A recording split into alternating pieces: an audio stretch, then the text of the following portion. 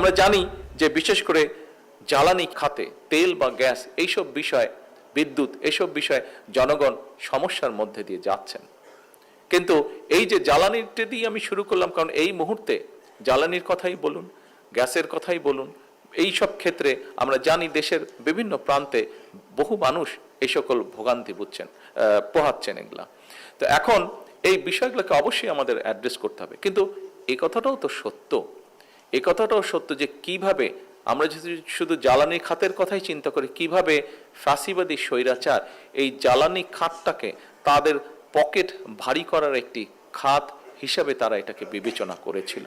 আমরা জানি এই সকল বিধ্বস্ত অর্থনীতি, বিধ্বস্ত সব পরিস্থিতির মধ্যে আমরা জানি ভিতরে জনগণ অবশ্যই কষ্টের মধ্যে দিয়ে যাচ্ছে।